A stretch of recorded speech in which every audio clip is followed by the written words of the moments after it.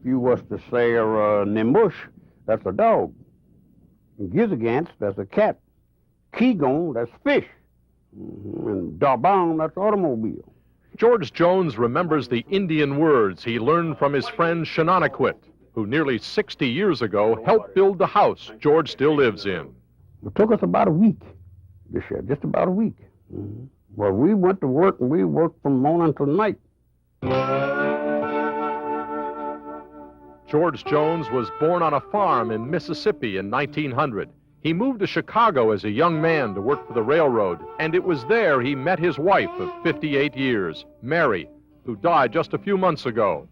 The Joneses drove to the UP at the depth of the Depression, when there were no jobs in Chicago, bought 40 acres for $150, built the house, and struggled to survive. In the Depression time, we eat from the woods. We eat muskrat, we eat beaver, and some people call them woodchucks.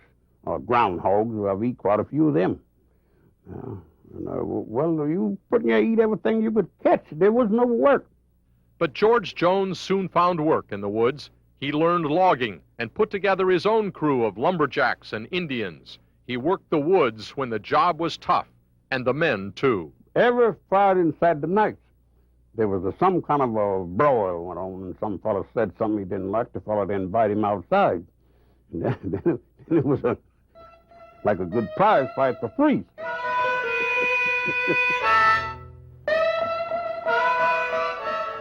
George retired from full-time logging in December, but he still gets around, driving, hunting, keeping up on the rest of the world. Biggest trouble in Detroit, the people tell me, and what you can read in the paper, it's like a lion den. You're afraid all the time a lion gonna get you. David Moberg learned the logging business from George Jones. He shakes his head in admiration when he talks about Jones, the logger. Do you run into people ever who know this guy's history in the woods? I mean, do you... I don't know anybody that doesn't know his history in the woods. You can go from one end of the UP and all through northern Wisconsin. Everybody knows George in the paper mills, in the woods. They all know him. They've all heard of him. You know. You can make a house with it. And you can make a rocking chair with wood. And you can make paper with it. And last of all, you can make checks. Since 1932, George Jones has lived off the land, hunting, fishing, walking the woods, cutting the trees. Others, he says sadly, do not care as much. A doctor once told me, whatever man put his hand on, he befouled it and spoiled it. And as far as it's too bad he learned so much about it, chemical. Well, chemicals spoiled all the Great Lakes damn near by throwing stuff in it.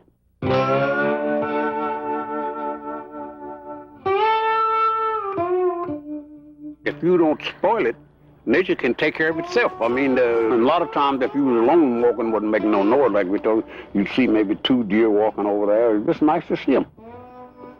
George Jones built his life in a harsh country during harsh times. A black man living with Finns, Italians, Indians, and Frenchmen. I would say I come far beyond my countless dreams. Although you do find bad eggs, I'm sure wherever you go, if you had a barrel of apples, you sorted them out, there'd be some rotten ones in there. Booker T. Washington said one time that you have to let your bucket down where you're at and make it go. And so that's the way I did, and so the Lord blessed me. I got along good here. And so I don't have no plan to move. You're not going back to Chicago? Oh, never to Chicago. I might go through there sometime, but just keep on going through.